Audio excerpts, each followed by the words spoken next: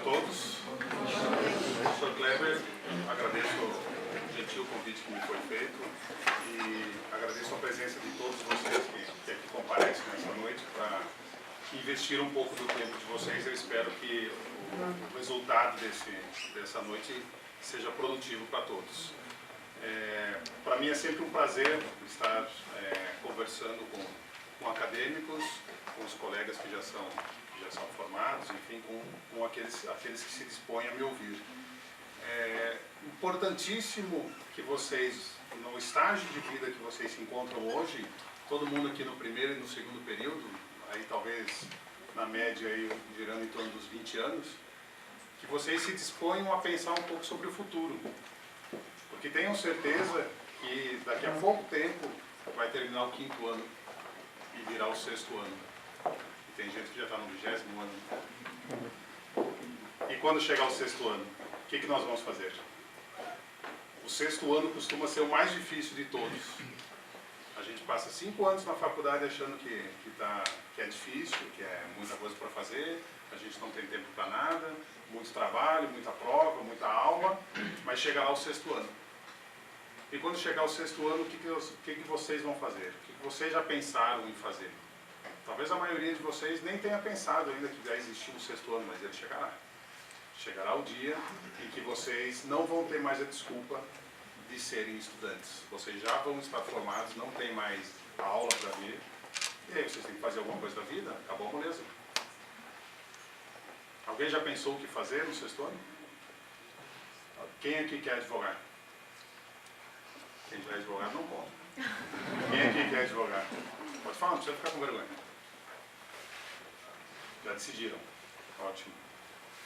Quem aqui gostaria de fazer concurso público? Quem aqui gostaria de não trabalhar e viver bem o resto da vida?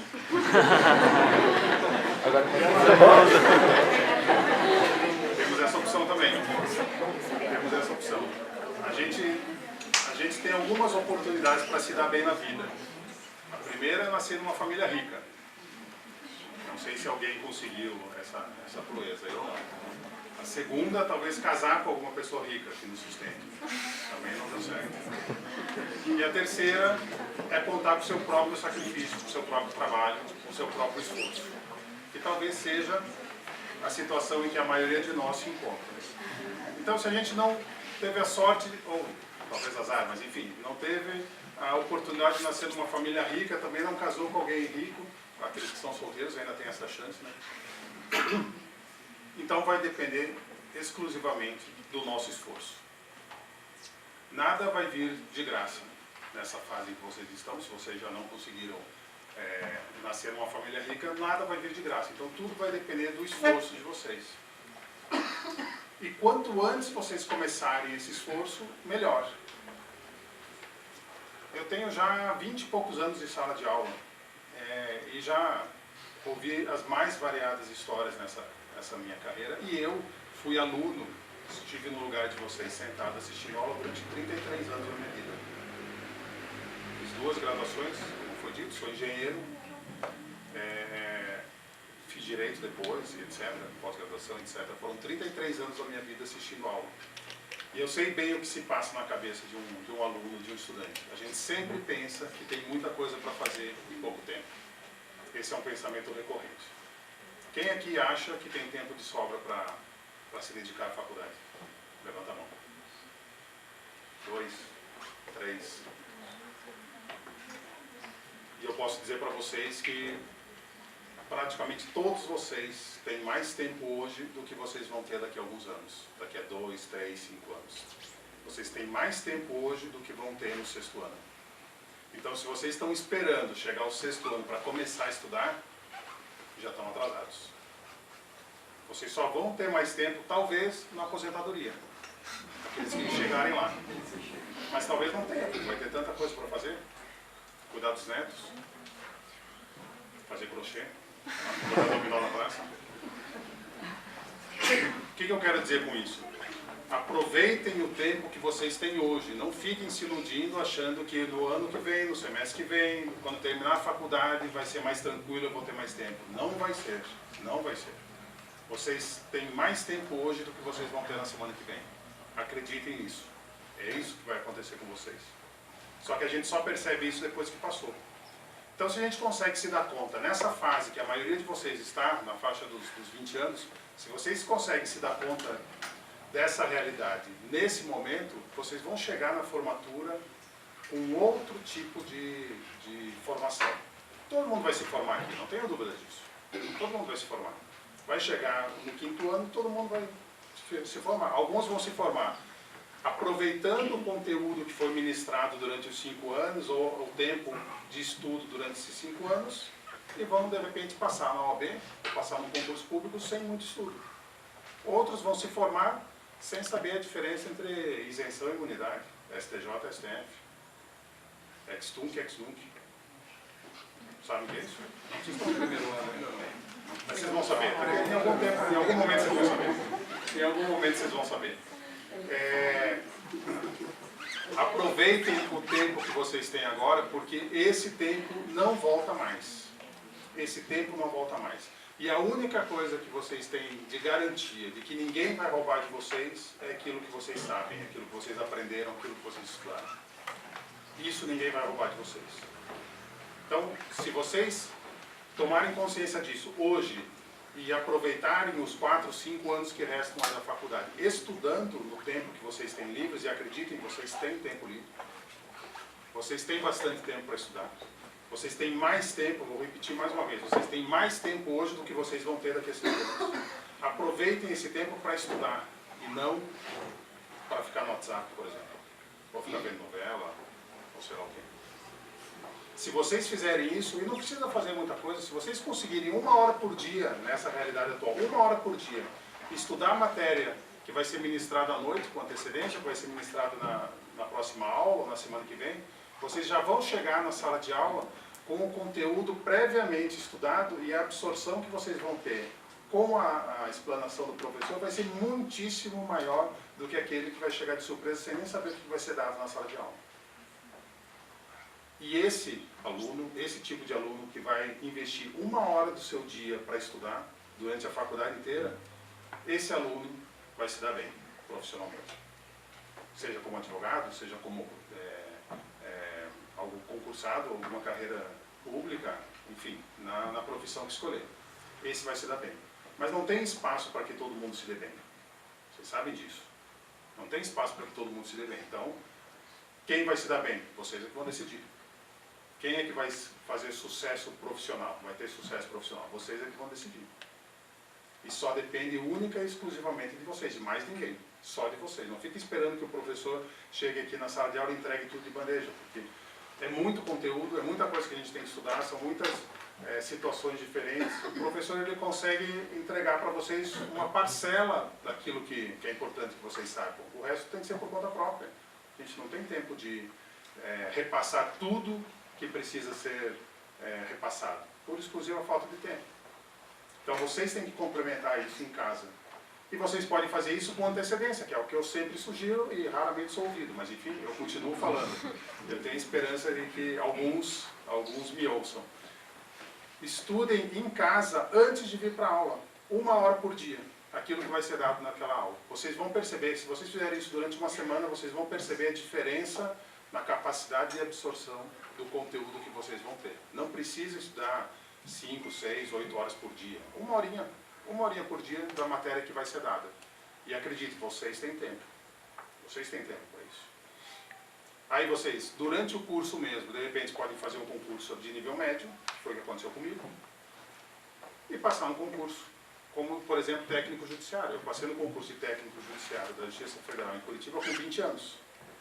Quem aqui tem 20 anos? 21, 19, por aí? A maioria, né?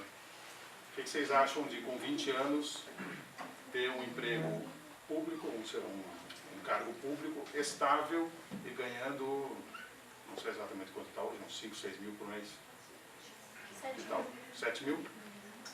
Tá bom, 7 mil? Com 20 anos? Tá ou não tá?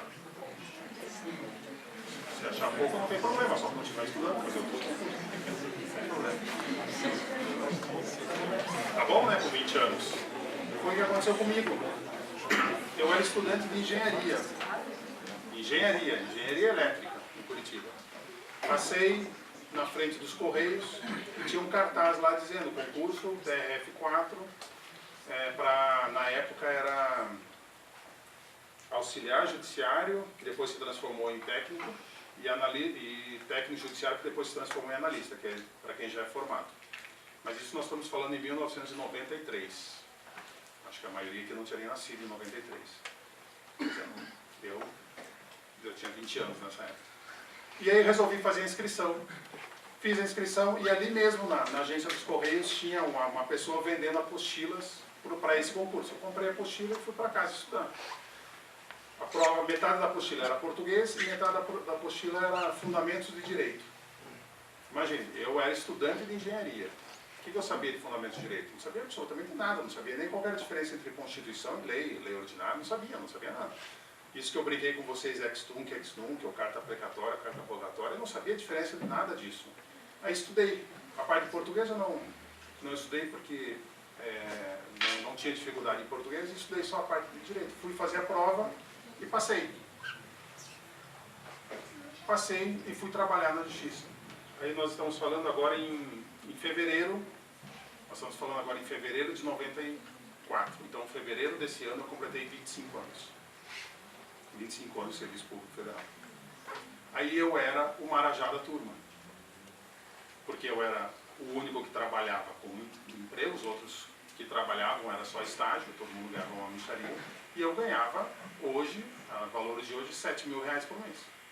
E aí eu falava para os meus colegas que tiravam sarro de mim, que eu era o marajá, eu falei assim, mas é só, se abrir outro concurso, só fazer. Tinha concurso para o TRE, para o TJ, concurso para o TRT, o salário dos federais é o mesmo para todos. MPF, faz o concurso. O que precisa? Tem que estudar um pouco. Mas estudar, não dá. Estudar. E aí, formei em engenharia. Quando eu me formei em engenharia, o meu salário de técnico judiciário de nível médio já era mais ou menos quase o dobro do piso salarial do engenheiro. E os meus colegas me chamando de marajá ainda. E eles me chamam de marajá até hoje. E eu sempre falo, mas estuda, faz concurso. Tem que estudar aí 6 meses, 1 ano, 2 anos, sei lá, algum tempo tem que estudar, né? E todos, não, é muito tempo. Já se passaram 25 anos. Depois disso, me formei em engenharia, aí eu tinha 2 opções. Eu não pretendia ficar como técnico judiciário até a aposentadoria. Eu queria fazer um concurso para nível superior. Eu já era engenheiro, então eu tinha 2 opções. Ou eu fazia o concurso para nível superior usando o meu diploma de engenheiro, ou eu ia fazer o curso de Direito para fazer o concurso de juiz, que era o que eu queria naquela época. Como eu tinha um pouco de pressa, e aí o curso de Direito ia me tomar 5 anos, eu tinha que passar no vestibular, 5 anos de faculdade, etc. Eu falei, deixa eu estudar para outro concurso primeiro, e vou passar num concurso de nível superior, e depois eu faço Direito. Aí comecei a estudar para o concurso da Receita Federal, que era o que eu queria. Foram 2 anos fazendo cursinho, trabalhando, fazendo cursinho, estudando em casa. E aí, primeira coisa que eu concluí dessa minha carreira inicial de concurseiro, que eu quero chamar a atenção de vocês. Estudar para o concurso não é igual estudar para uma prova.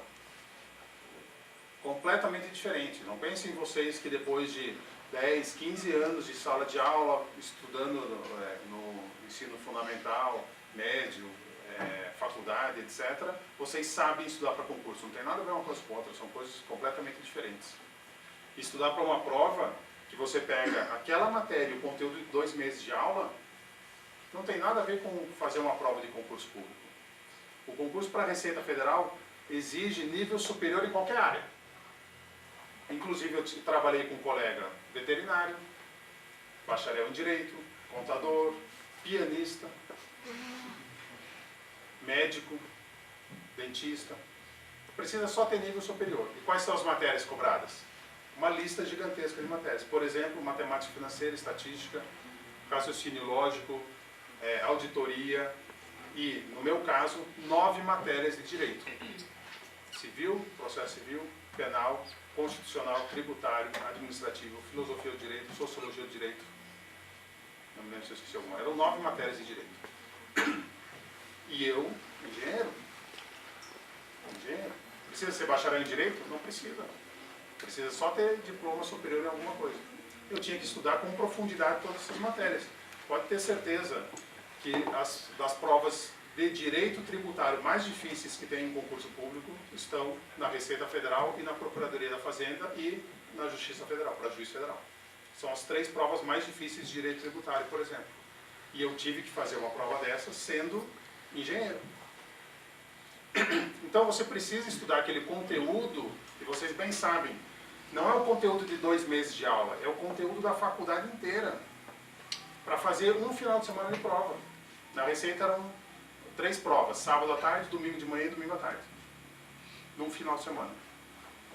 Que você vai ter que aplicar o seu conhecimento inteiro, ou melhor, num final de semana, todo o conhecimento de um edital desse tamanho que eu estou falando para vocês. Além disso, ainda tinha português, tinha ainda língua estrangeira, francês, espanhol e inglês. Enfim, eu acho que era umas 18 matérias, se não me engano, alguma coisa assim. Um negócio que não é alguma coisa muito simples de se fazer. Qual que é o resultado disso? Você precisa estudar todo esse conteúdo, e quando terminar todo esse conteúdo, tem que fazer o quê? Estudar de novo. E quando terminar? Porque você tem que ter todo esse conteúdo disponível na sua memória um único final de semana. Então não adianta você estudar todo esse conteúdo quando chegou no final de 6, 8, 10 meses que você estudou todo esse conteúdo, com bastante dedicação. É óbvio que você não lembra mais do que você estudou no primeiro dia de aula. E se é um engenheiro, como é o meu caso, estudando direito constitucional, imagine, depois de meses estudando uma única vez a matéria, é óbvio que eu não vou lembrar de tudo, e precisa lembrar com profundidade. Então, qual que é a dica para concurso público? Você tem que ter, primeira coisa em mente, vai demorar para passar no concurso.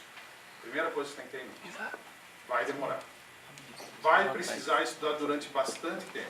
Vai ter que estudar todo o conteúdo e estudar de novo, quantas vezes forem possível. Quantas vezes forem necessárias. Para daí chegar no dia da prova e colocar todo aquele conteúdo armazenado na tua memória na prova de uma única vez. Não tem nada a ver com estudar para uma prova. E aí vocês começam a achar, ou melhor, começam a colocar em dúvida se realmente é difícil estudar para a prova. Se o professor passa um conteúdo assim de 50 páginas para a prova, nossa professor, 50 páginas? 50 páginas eu lia numa manhã, toda manhã. É muito pouco que vocês têm que estudar para a prova bimestral na faculdade, muito pouco. Então, passar no concurso público exige estratégia, exige dedicação. E o resultado final é um cargo. É um cargo. E aí, qual que é a vantagem? Por que fazer concurso público ou por que seguir a iniciativa privada? Qual que é a vantagem de uma coisa ou de outra? Ainda vou falar bastante coisa sobre o concurso público, mas eu só quero abrir um parênteses aqui. Por que fazer concurso público ou não fazer concurso público? É uma questão basicamente de preferência pessoal.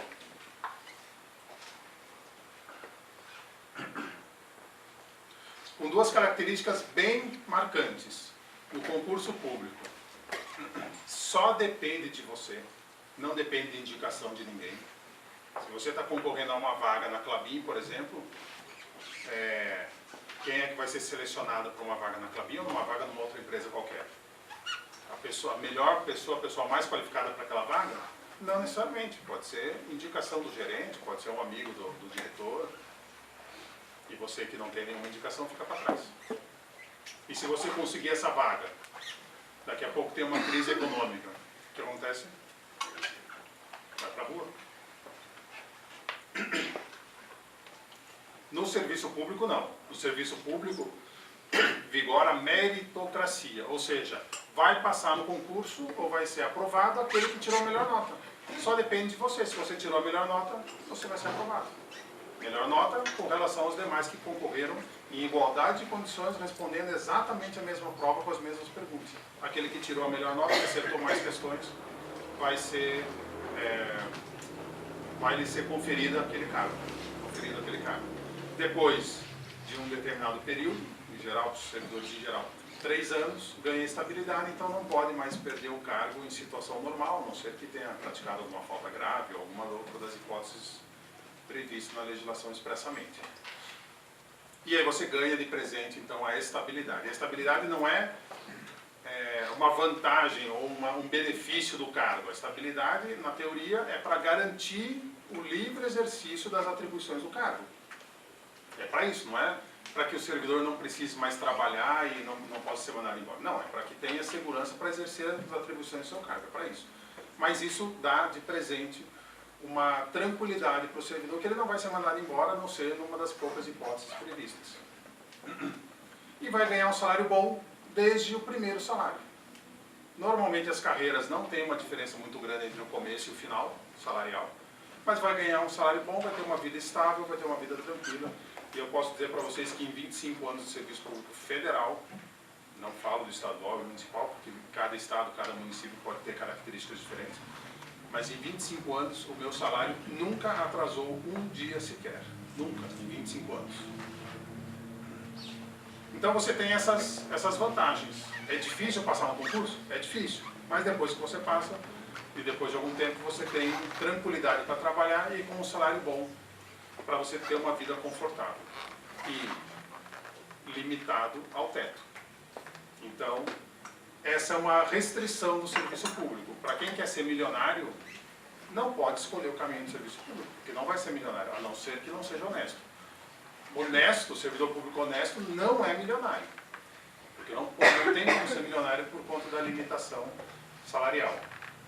E essa é a grande vantagem da iniciativa privada. A iniciativa privada depende de você conseguir desenvolver bem o seu trabalho e se progredir na iniciativa privada, e não tem limite. Não tem limite. Você, de repente, pode ganhar como advogado 50 mil, 80 mil, 100 mil por mês. Como servidor público, jamais. Honesto, não.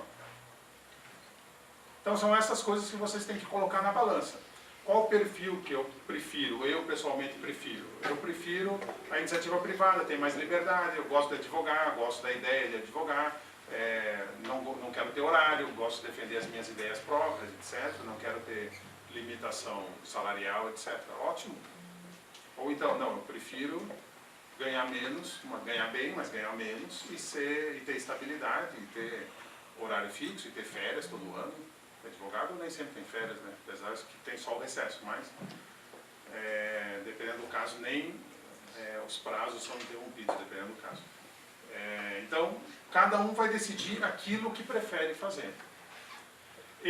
A minha ideia aqui é de passar para vocês um pouco mais sobre a carreira pública. Isso não significa em absoluto que eu esteja sonegando ou desprezando a carreira privada. Não, mas é que simplesmente é o meu objetivo é trazer informações para vocês da carreira pública, porque é interesse da maioria de vocês e é porque é a minha experiência, meu ramo de experiência. Eu trabalhei muito pouco na iniciativa privada e muito da minha vida no serviço público, e 20 e poucos anos aí de experiência como professor para concurso público. Só na Receita Federal tem aproximadamente 5 mil ex-alunos meus na Receita Federal, que era a minha especialidade, até passar no concurso da magistratura, minha especialidade era a Receita. Então, 90% das aulas que eu dava era para quem queria fazer o concurso da Receita. E o que eu fazia? Eu ensinava direito constitucional, direito administrativo, para uma turma onde 90% dos alunos não sabia qual que era a diferença entre STF e STJ. E esses alunos, alguns deles, passaram no concurso. E quem é que ensinava? Era o Leandro Juiz? Não, era o Leandro Engenheiro. Era o Leandro Engenheiro. Mesmo porque juiz, depois que eu passei no concurso para juiz, eu reduzi muito as minhas aulas para concurso por exclusiva falta de tempo.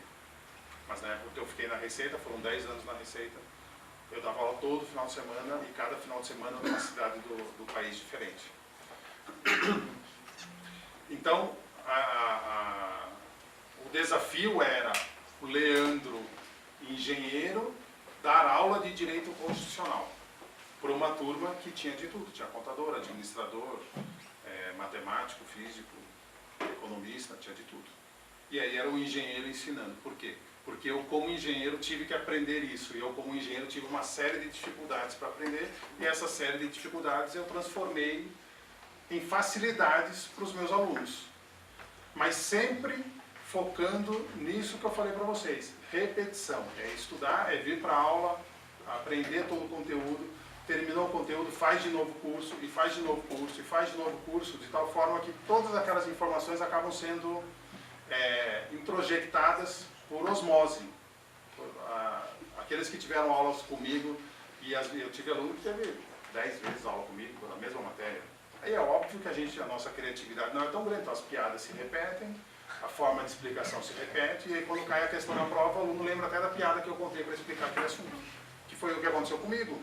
Eu fiz durante 2 anos, era um curso semestral em Curitiba, 6 meses fazia um resumo de todo o conteúdo e repetia, não tem concurso, então fazia de novo. E fiz 4 vezes o mesmo cursinho com os mesmos professores das mesmas matérias. Aí eu virei professor, decorando a aula do meu professor. Por acaso, Saraiva, não sei se conhece, ele era o delegado da Receita Federal em Ponta Grossa durante muitos anos, formado em engenharia mecânica. E ele que foi meu professor de Direito Constitucional, Administrativo e Tributário. E aí eu comecei a dar aula no lugar dele, quando ele foi assumir a delegacia, parou de dar aula, e eu comecei a dar aula no lugar dele, repetindo. Então, são 2 coisas que vou insistir nisso, que vocês têm que separar bem. A primeira é o estudo que vocês vão fazer daqui por diante para a faculdade. Vocês vão estudar a matéria que foi dada e a matéria que será dada, e as provas que vão ser cobradas de vocês. Esse é um tipo de estudo. E o segundo tipo de estudo que vocês vão fazer para passar no concurso público, se for esse o desejo de vocês. Para passar no concurso público, vocês vão estudar todo o conteúdo. Terminou, não teve a prova ainda, vai estudar todo o conteúdo de novo. E todo o conteúdo de novo. Para a faculdade, não. Para a faculdade, você vai estudar o conteúdo, fez a prova, o que acontece na semana seguinte? Apagou a memória, porque afinal de contas tem que liberar a memória para a próxima matéria, e deixou de lado. Mas para quem vai fazer concurso público, não. Vai deixar aquele conteúdo ali guardadinho, porque mais para frente vai precisar de novo.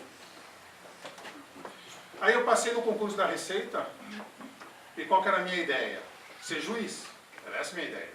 Passei no concurso da Receita, eu tomei posse no dia 14 de janeiro. Acho que de 2000, se não me engano, 2001. 14 de janeiro. Dia 15 de janeiro é meu aniversário. No dia 15 de janeiro, eu estava na faculdade fazendo a matrícula para fazer a prova para o curso de Direito. Já tinha passado o vestibular era em dezembro. Isso foi em Campo Grande, no Mato Grosso do Sul. Mas naquela faculdade ela fazia uma prova de seleção para quem já tinha graduação.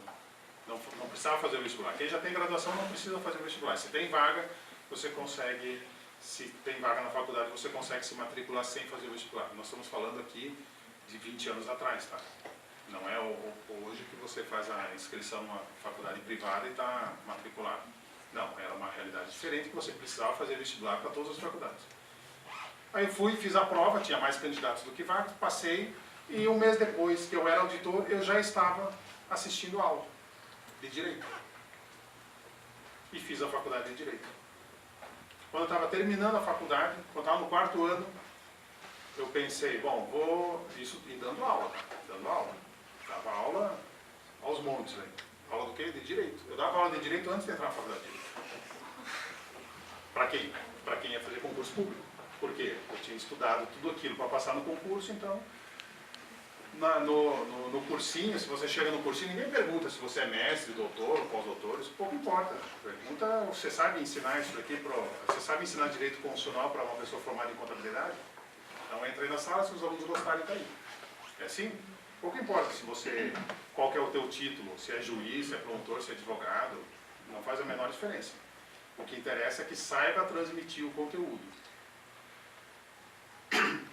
Continuei dando aula, chegando no 4º ano da faculdade, bom, eu vou começar a estudar para o concurso, especificamente para o concurso.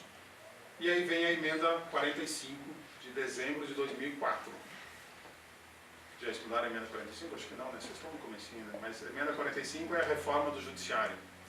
E na emenda 45 criou-se um novo requisito para o concurso da magistratura do Ministério Público, que é 3 anos de prática jurídica. Aí veio que deu aquele balde de água fria na minha cabeça, porque não ia adiantar eu estar pronto para passar no concurso dali a 1 ano, porque eu ia ter que ter 3 anos de prática jurídica. Aí eu deixei para lá. Bom, 3 anos é muito tempo, então parei aquele meu projeto inicial, deixa eu me formar primeiro e depois eu vou estudar. Que é um erro. É um erro. Me formei, bom, vou dar um tempo, eu tenho 3 anos de prática jurídica, eu vou dar um tempo ainda. Passei 6 meses e aí é que eu comecei a estudar, pensando que 3 anos era muito tempo, que é um erro mais ou menos comum que a gente tem. Porque para o concurso de auditor eu estudei 2 anos. Então eu achei que para o concurso de juiz 3 anos era suficiente. E aí comecei a estudar. Só que o conteúdo é muito maior. E além disso, não tem provas com tanta frequência. Então normalmente, como são 5 TRFs, eu queria Justiça Federal, não queria estadual. São 5 TRFs, então mais ou menos tem 1 ou 2 por ano. E eu queria o TRF 4. Então fui estudando, fazendo as primeiras provas, a primeira fase e reprovando. Daí eu me dei conta que talvez os 3 anos seja pouco.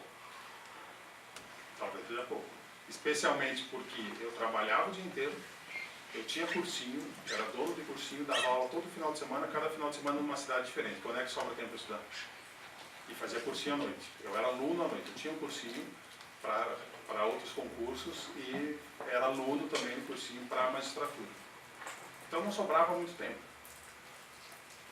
Aí eu cheguei à conclusão que ou eu parava de fazer alguma coisa da minha vida, eu tinha muita coisa para fazer, ou parava de fazer alguma coisa, ou eu não ia passar nunca no concurso, eu ia demorar muito tempo. Porque nisso eu já estava 2 anos estudando.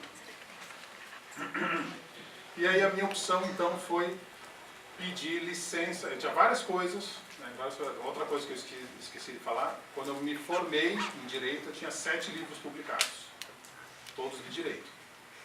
Todos para concurso público. E voltando à mesma história, pouco importa qual é o teu currículo para escrever para concurso público ou para dar aula para concurso público. O que interessa é se você consegue transmitir aquele conteúdo de forma que os alunos gostam. Então, eram 7 livros já escritos, que eu tinha que manter atualizado, e as aulas, etc. Ou seja, a minha vida não tinha tempo para encaixar ali o estudo necessário para passar no concurso de juiz. Eu tinha que abrir mão de alguma coisa. E abrir mão do quê? Da Receita Federal. Um salário hoje deve estar em torno de uns R$25 mil por mês. Pedi licença sem remuneração por 2 anos. Para quê? Para ficar em casa só estudando. Só estudando. E foi exatamente isso que eu fiz. Voltei para Curitiba. Fui fazer a escola da magistratura, que é também pós-graduação e ao mesmo tempo cursinho para quem quer fazer o concurso da magistratura. Fazia à noite e estudava durante o dia. Estudava de 8 a 12 horas por dia, todos os dias. Todos os dias, todos os dias, todos os dias. E num concurso desse, que são várias fases, que é assim também para o Ministério Público, algumas defensorias também, tem prova escrita, tem prova oral, para delegado de polícia, para AGU, para TFN, tem prova objetiva, tem prova escrita e alguns têm prova oral. Você tem também que desenvolver uma metodologia diferente para cada tipo de prova que você vai fazer. É óbvio que da forma como você estuda para a primeira fase, que é marca X, não é a mesma que você estuda para uma prova de sentença, ou de uma peça da AGU, por exemplo, ou para a prova oral. Então, quando eu comecei a passar na primeira fase, aí eu comecei a mudar o meu jeito de estudo, a minha forma de estudo para a segunda fase, que é a fase escrita. E entre você ter o resultado da primeira fase e fazer a segunda fase é mais ou menos 1 mês e meio. Dá tempo de se preparar? Não dá tempo. Você tem que ter uma preparação prévia, você tem que ficar estudando ou se preparando para aquela prova escrita muito antes de abrir o concurso. Então tudo isso que eu estou falando rapidamente para vocês está explicado aí com mais detalhes no livro, para quem tiver interesse, mas é só para que vocês percebam que passar num concurso, especialmente num concurso de alto nível, de carreira de Estado, etc., que vai dar uma condição financeira diferenciada e um trabalho diferenciado, etc., depende de estratégia. Não é simplesmente, não vou me inscrever nesse cursinho aqui de 3 meses e daqui a 3 meses eu passei no concurso e estou ganhando 30 mil por mês. Isso não existe. Tem que ter estratégia. É difícil? Claro que não. mas tem que ter organização, tem que ter método para isso. Aí quando você começa a passar na primeira fase, então você começa a estudar já para a segunda fase, que é, no meu caso, que era de juiz, resolver sentença, fazer sentença, resolver processo. Justiça, alguém aqui trabalha na justiça, no fórum? Quem trabalha na justiça, eventualmente fazendo sentença ou fazendo os minutos de sentença, eu já ouvi isso de alguns alunos. Ah, não, sentença eu faço todo dia, não preciso estudar. Não tem absolutamente nada a ver aquilo que você faz no dia a dia com o que vai ser cobrado na prova. Quando você pega uma sentença do dia a dia, para quem trabalha no fórum, para quem faz estágio, etc., pega lá um modelo de sentença, já está com todo o esqueleto pronto, adequa ali o caso concreto e pronto, facinho. Agora peguem vocês um caso concreto e uma folha em branco para fazer sentença. E uma folha em branco. Se eu for fazer uma sentença hoje com uma folha em branco, acho que eu não consigo fazer. Não consigo. Porque é tanta coisa que você tem que lembrar, que você tem que colocar ali. É como pegar uma petição. Uma petição. Vai fazer uma contestação, uma apelação com uma folha em branco, não com o modelo que a gente já vê no computador. Com a folha em branco. Você vai esquecer um monte de coisa. Vai esquecer, eventualmente esquece até do pedido no final. Ou se for petição inicial no valor da causa, ou do endereçamento, enfim. É muita informação que você precisa saber para colocar ali no papel. E você fazer isso no modelo que você vê no computador, não tem nada a ver com fazer isso no dia da prova com uma folha em branco na tua frente. Para isso você precisa de treino. E para treinar muito e durante bastante tempo. Então vocês precisam de bastante tempo para treinar. Então, o meu treino para a segunda fase do concurso, que era a prova escrita, durou mais ou menos 1 ano. Nesse 1 ano eu resolvi mais ou menos umas 100 sentenças em casa. Resolver 100 sentenças significa pegar uma prova anterior, ler e escrever. Pegar uma folha em branco e escrever. Não no computador, uma folha em branco e escrever. É isso que você tem que fazer. De tal forma que você chega na prova, você já está com aquele esqueleto da sentença todo na sua cabeça. Todo pronto. Não dá para você ficar pensando na hora da prova, eu vou resolver aqui uma questão preliminar ou esqueci agora, não fugiu. Preliminar ou mérito, por exemplo. Vou analisar a primeira, aqui a preliminar, uma questão prejudicial, era isso que eu queria. Uma prejudicial, a preliminar ou mérito. Como que eu vou começar? Não, isso daí tem que ser tudo automático. Isso daí é treinando. Para daí você chegar nesse ponto. Se a prova que vocês vão fazer, por exemplo, de policial federal, alguém aqui gostaria de seguir a carreira de policial?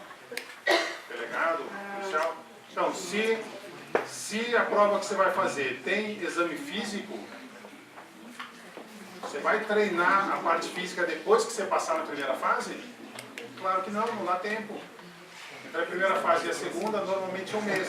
Dá tempo de você, que nunca fez barra na vida, fazer 5 barras, correr 2.400 metros em 12 minutos, nunca correu. Não dá tempo. Então, tudo tem que ser planejado e organizado na vida com tempo, para que você consiga chegar no dia da prova, seja a prova física, seja a prova escrita, seja a prova objetiva, treinado. Só assim para que você consiga obter sucesso ou aumentar a sua chance de obter sucesso. Então, passar em concurso público não é para amador. Não é. Precisa de método, precisa de disciplina, precisa de organização. E durante esse caminho, que vai ser um caminho necessariamente longo, ninguém vai passar em concurso público de maneira rápida, necessariamente é um caminho longo, várias e várias vezes vocês vão desistir ou vão colocar em dúvida, será que eu estou fazendo certo? Meus amigos estão lá advogando e eu estou aqui no concurso, estão lá na praia, estão no cinema, no churrasco, e eu aqui domingo estudando o dia inteiro. Domingo é dia de estudar? Feriado é dia de estudar? Óbvio.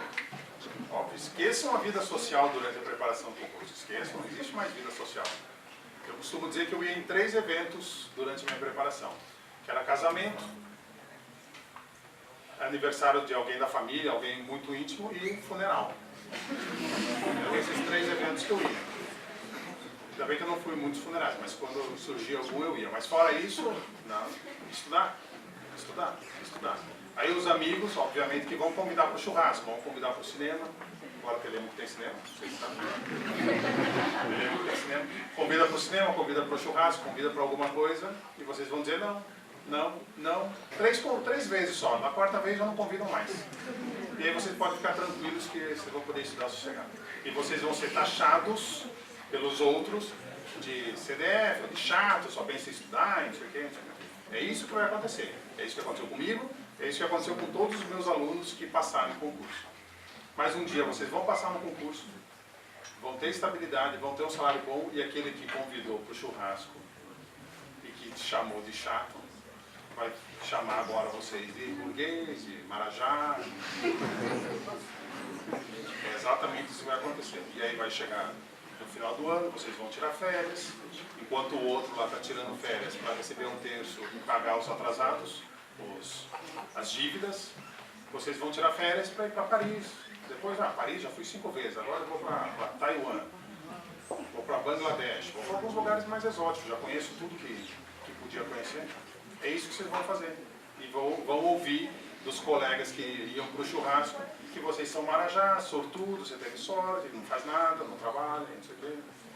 É assim que vocês vão passar o resto da vida de vocês como servidores públicos de sucesso que serão. É isso que eu escuto.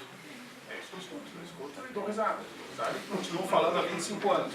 Estuda. Mas quem precisar, tem que estudar 2 anos para passar no concurso. 2 anos é muito.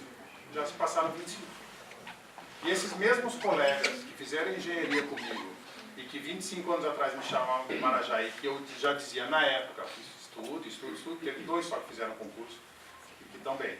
Os outros todos estão aí reclamando da vida, sem salário, reclamando do salário, etc. Então, decidir pela vida do concurso público não é fácil. Vocês vão passar durante um período muito difícil, de muito estudo, muita dedicação. Mas eu não conheço ninguém que tenha passado no concurso público, tenha olhado para trás e tenha dito, não valeu a pena. Não conheço. Mas conheço sim um monte de gente que desistiu pelo meio do caminho. Então, quando vocês tiverem esse momento de desânimo, que vocês vão ter várias e várias vezes, eu também tive. Várias vezes eu pensei, eu pedi licença sem remuneração, podia estar ganhando meu salário como auditor, eu gostava da ABC, eu gostava, poderia ser auditor o resto da vida sem problema nenhum, mas eu queria ser juiz. Várias vezes eu pensei, mas podia estar lá. Estou aqui, faço concurso, veio o resultado, não passei por uma questão. Teve 4 concursos de juiz que eu não passei na primeira fase por uma questão. 4. Imagina o que é isso. E aí, será que eu vou passar? Será que eu vou passar? Não vou passar nunca. E aí, depois de 3 anos estudando, ia fazer a prova escrita e caía uma questão, uma pergunta lá de um negócio que eu nunca tinha estudado. Eu falava, mas não é possível. Eu não estou fazendo alguma coisa errada. Não é possível. Caiu uma questão, uma folha em branco para você escrever a resposta de um assunto que eu nunca tinha ouvido. Nunca. E aí, vou fazer o quê? E era com consulta. Você tem todos os códigos ali à disposição. Era uma questão de direito internacional. Pacto de Las Lenhas, lembro até hoje. Aí nenhum dos códigos que eu tinha essa convenção. Não tinha. Se tivesse, era pegar ali e ler, pronto. E tentar responder alguma coisa em cima daquilo. Mas não tinha. Então, ou você sabia ou não sabia. E para uma prova dessas, em que uma questão vale 2 pontos e o mínimo é 6, já está fora. Porque você conseguir tirar 6 de 8 é quase numa prova dessa, porque não é uma prova que fica perguntando qual é a diferença entre isenção e imunidade. Não é isso. São provas difíceis. Então, se você perdeu 2 pontos ali, uma questão de 2 pontos, que você já zerou, já pode ir para casa e estudar para o próximo concurso. E ter essa sensação depois de 3 anos de estudo intenso, como eu tinha, é muito ruim. Então, várias vezes eu pensei em desistir, ou, bom, se der, deu, se não der, também vou desistir desse negócio. Várias vezes. E aí, o que você tem que fazer? Desistir?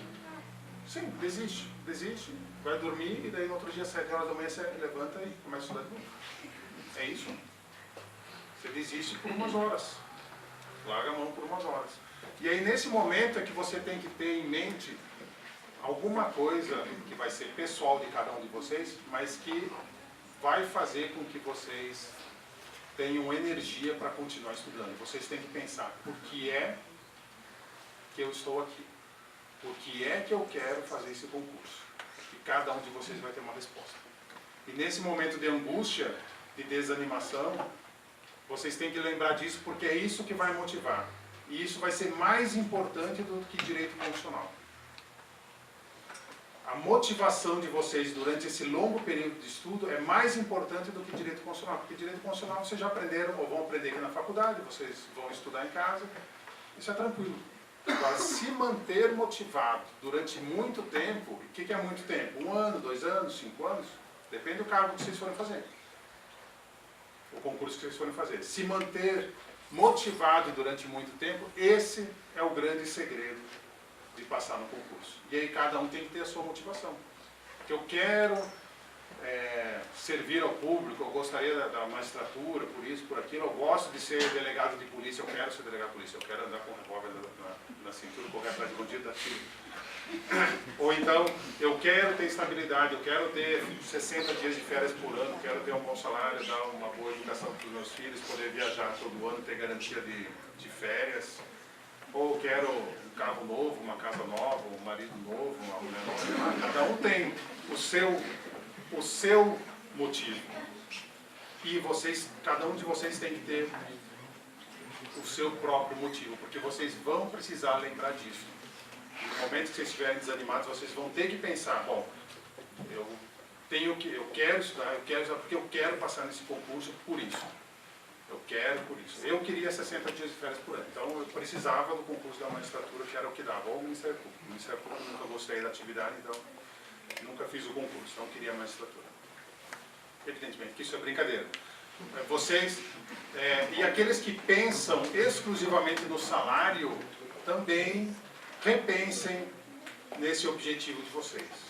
Porque a maioria das carreiras, ela pode ser potencialmente muito chata para quem não gosta da atividade. Você fazer o concurso para a AGU, você fazer o concurso para a PFN, fazer o concurso para a Defensoria, fazer o concurso para delegado, só por causa do salário, do status, isso vai ser bom.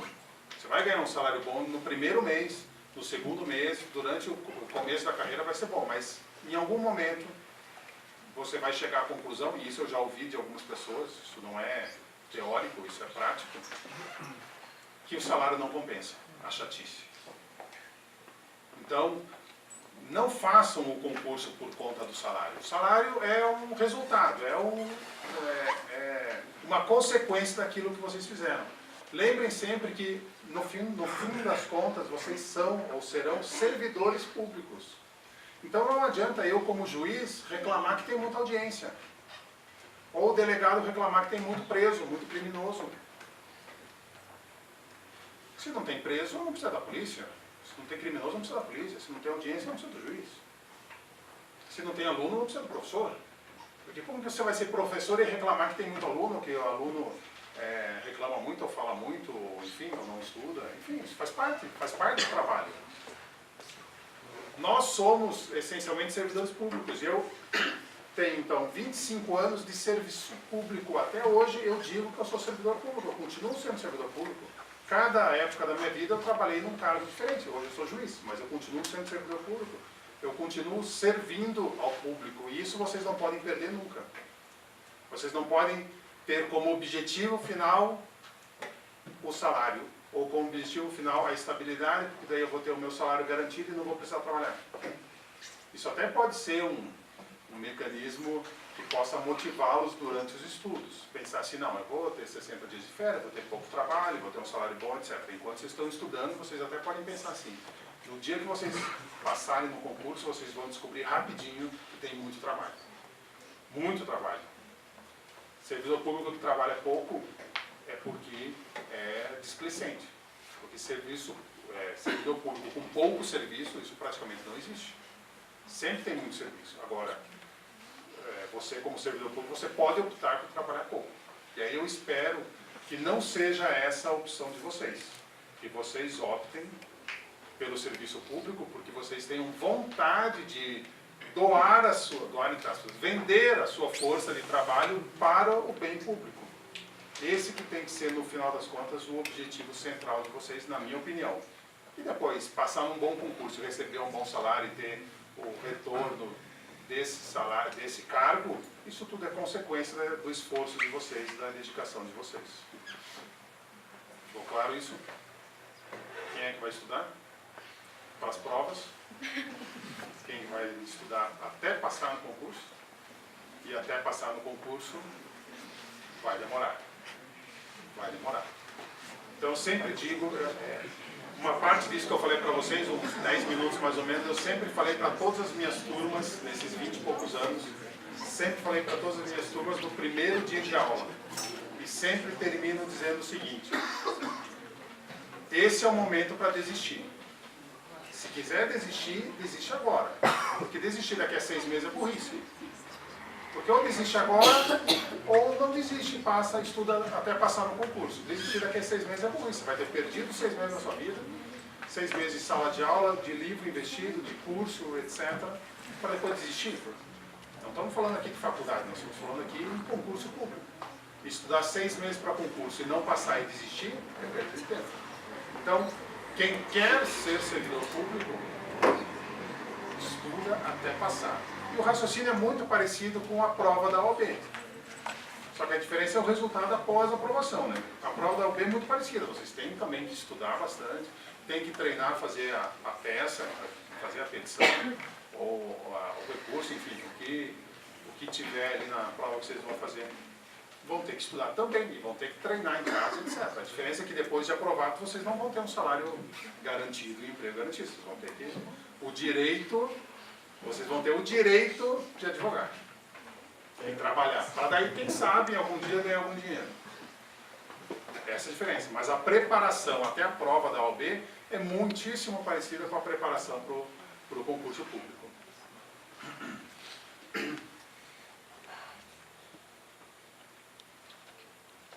Então, resolvi, voltando ao finalzinho da minha história, então, passados 6 meses da minha formatura, aí eu comecei a estudar para o concurso de juiz.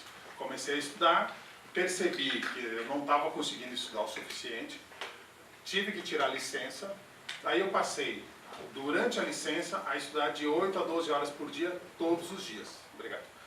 Todos os dias. E aí eu tinha a minha programação. Que isso tudo eu explico direitinho no livro, mas só falando rapidamente para vocês que vão começar a se programar para isso, umas dicas gerais, vocês precisam identificar qual que é a melhor forma de estudo de vocês. E não adianta dizer qual que era a minha forma de estudo, porque cada um de vocês vai ter uma forma diferente. Então, se você tem muito tempo pela frente, você sabe que vai demorar anos para passar no concurso, ou você tem o dia todo para estudar, você pode pegar matéria por matéria. Então você pega direito administrativo e estuda do começo ao fim. Tributário do começo ao fim. Processo do começo ao fim. Ou então você estuda de manhã uma matéria, à tarde outra. Então você estuda 1 hora uma matéria, 1 hora outra matéria, 1 hora outra matéria. E vai testando várias formas diferentes para ver aquela que para vocês, para cada um de vocês, é a que resulta numa melhor apreensão do conteúdo. Uma vez definido isso, vocês vão fazer um programa do estudo de vocês. E muito mais importante do que ter um programa é cumprir o programa. Porque nesse caminho, a gente vai ter várias escorregadas, vários fatores lutando contra a gente. E um dos fatores é o desânimo. E se você programou, vejam só, se você programou 3 horas de estudo naquele dia e estudou 2, você vai ficar desanimado. Se você programou 1 hora e estudou 2, você vai ficar animado. E percebam que nos 2 exemplos estudou a mesma quantidade. Percebem isso? Estudou a mesma quantidade, só que num deles o resultado foi desanimador e no outro foi animador. Então vocês têm que programar aquilo que vocês vão conseguir fazer, que vocês vão conseguir cumprir. Depois disso, tem que incluir no estudo de vocês doutrina, necessariamente doutrina, tem que incluir leitura da legislação, tem que incluir necessariamente jurisprudência e necessariamente exercícios. Tudo isso tem que estar dentro do cronograma de vocês. E dentro da semana de vocês, algum horário para descanso, algum lazer, tipo 15 minutos por dia no domingo à noite para assistir o Faustão. No máximo. Não tem nada melhor que isso no Santos. falando sério, eu não estudava domingo à noite e sábado à noite. Eram os 2 momentos que eu tinha para descansar. Mas de segunda a sexta eu estudava de manhã, tarde à noite, das 7h30 da manhã até umas 11 horas da noite, todos os dias. E no sábado e domingo eu estudava de manhã e à tarde. E feriado, o tempo todo. Então eu tinha um tempo de descanso na semana que era esse. Mas era... às vezes eu falo sobre a minha realidade e muitas vezes eu percebo que alguns de vocês acham que isso é impossível, que isso não é para mim, não sei. Mas essa é a minha realidade porque eu estava de licença só para estudar. Se você trabalha durante o dia, se faz faculdade, etc., é óbvio que não vai conseguir estudar 12 horas num dia. Mas se consegue estudar 3, 4 horas, está ótimo. 3, 4 horas já é mais do que a maioria das pessoas vai estudar. Tem filho, casado, etc. Cada um tem os seus problemas. Ninguém aqui está dizendo que você tem que largar tudo e fazer isso. Não. Cada um tem que adaptar essas dicas que eu estou dando à sua própria realidade. E depois de você ter estudado um tempo, aí você tem que começar a fazer prova, se inscrever efetivamente na prova, mesmo que seja um cargo que você não queira. Se inscreve na prova porque você precisa treinar. E treinar é diferente de você fazer a inscrição no concurso, a prova lá no domingo de manhã, você sai de casa, vai lá fazer a prova, tem o tempo, tem o gabarito que você tem que preencher, etc. É diferente de você pegar depois, baixar na internet a prova e fazer em casa sentado assistindo televisão. São 2 realidades completamente diferentes. Você precisa treinar o campo de batalha, você tem que treinar, fazer a prova, mesmo que você não tenha interesse. E nisso, fiz vários concursos que eu não tinha interesse. Não passei, na maioria deles. Mas passei, por exemplo, a Defensoria Pública da União, não tinha o menor interesse nesse cargo, mas eu fiz. Fiz para juiz de direito também, juiz estadual. E aí é curioso que eu nunca estudei para a magistratura estadual. E tem algumas matérias que só caem na magistratura estadual, e tem outras que só caem na federal. Então, por exemplo, ECA, Estatuto da Criança e Adolescente, ou Estatuto do Idoso, ou uma boa parte do Código Civil, ou algumas coisas do Código Penal, que são de interesse da Justiça Estadual. Isso eu nunca estudei. Eleitoral, nunca estudei. Mas eu queria treinar, então fiz a inscrição, fiz uns 4 ou 5 concursos de ITJ, e aí, num específico, fui lá, fiz a prova e passei na primeira fase. Aí fui fazer a segunda fase, sem ter estudado nada, não perdia tempo estudando, porque eu não tinha interesse nesse cargo, mas fui lá fazer a prova, porque, um parênteses que eu abro aqui, a sorte faz parte da preparação. Vocês nunca vão conseguir estudar o conteúdo todo de um concurso desses, nunca, não adianta. Vocês não vão conseguir estudar. Eu fiquei 4 anos estudando, nesse ritmo que eu estou contando para vocês, e estudei talvez 70%, 80% do edital. Então você não consegue, é muita coisa. Então você tem que ter sorte, mas quanto mais você estuda, mais sorte você tem. Então se você tem sorte de cair coisas que você sabe, ou que você consegue enrolar ali um pouco, ótimo. E aí nesse, eram 20 questões escritas, e dessas 20 questões eu sabia umas 12 ou 13. E as outras que eu não sabia, eu respondi alguma coisa ali e foi suficiente para passar no concurso. Na prova de sentença, caiu uma sentença civil, caiu habilitação de crédito em falência, com base na lei antiga. Já tinha mudado a lei de falências, que era habilitação de crédito em falência com base na lei antiga. Então, o direito empresarial, que vocês vão ter em algum momento do curso de vocês, não é de muito interesse na Justiça Federal. São poucas as questões e não são muito aprofundadas, mas na Justiça Estadual sim, na Justiça Federal, na Justiça Estadual sim.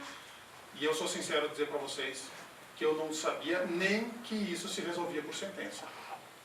Não sabia nem como se resolvia isso. Daí o que eu fiz? Tranquilamente peguei o meu código comercial, minha lei de falências, e eu tinha, por muita sorte, eu tinha a lei antiga no código.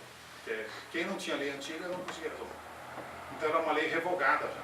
Aí eu li a lei, essa parte. Estudei na hora da prova. Li a lei, era mais ou menos simples de fazer, e resolvi. Na hora, eu não sabia como se resolvia aquilo, não sabia. Estudei na hora. Por sorte eu tinha a lei, se não tivesse a lei eu tinha rodado. Resolvi ali na hora e passei. Fui para a prova oral.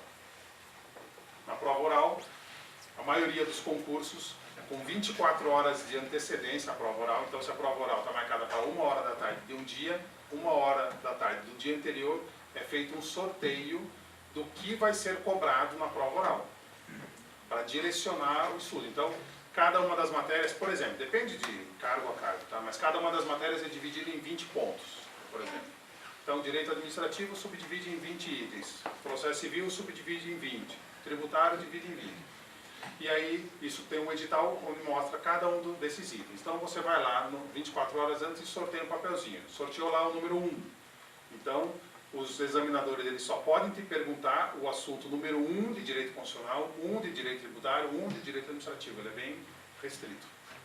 E aí eu fui lá, no sorteio, dependendo do ponto que caísse em direito eleitoral, direito civil, direito comercial, enfim, eu não sabia nada, ia reprovar, uma chance grande. E eu tive sorte de tirar um ponto que caiu uma parte de civil, que eu sabia. Porque imaginem se cai direito de família, ou sucessões, que não tem nada a ver com justiça federal, que eu nunca estudei na minha vida, nem na faculdade. Faculdade eu fiz, mas fiz de qualquer jeito.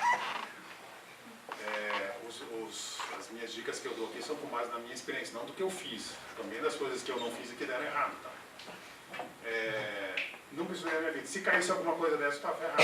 E aí caiu uma parte do direito civil que eu sabia, que eu conhecia. Aí chegou no dia seguinte, fiquei, dessas 24 horas de antecedência, fiquei 19 horas estudando e 5 horas tentando dormir. Chegou na hora da prova, o direito civil, que era a parte que mais me dificultava, porque eu não sabia, e é muito importante para a justiça estadual, eu tirei 10. Por quê? Porque ele perguntou coisas que eu sabia. Minha média na prova oral foi 9,25. 9,25 de média. Por quê? Porque eu sei tudo de direito, que sei tudo que cai na magistratura estadual? Não, nunca estudei. Porque eu tive sorte de cair coisas que eu sabia que eram objeto do meu estudo. Então eu acabei passando nesse concurso. E vejam, e passei em primeiro lugar. Porque a ordem de classificação é por ordem de altura, nesse concurso. Então, mas não porque eu soubesse mais do que os outros, é porque aquilo que eu sabia, aquilo que eu tinha estudado para o concurso de juiz estadual, de juiz federal, eu sabia bem, óbvio. Mas aquilo que eu não sabia, eu tive sorte de não ser perguntado, porque eu estava naquele dia no limiar entre ser reprovado, porque podiam perguntar coisas que eu nunca tinha estudado, ou de ser aprovado e ser aprovado bem, como de fato eu fui, porque perguntaram coisas que eu sabia.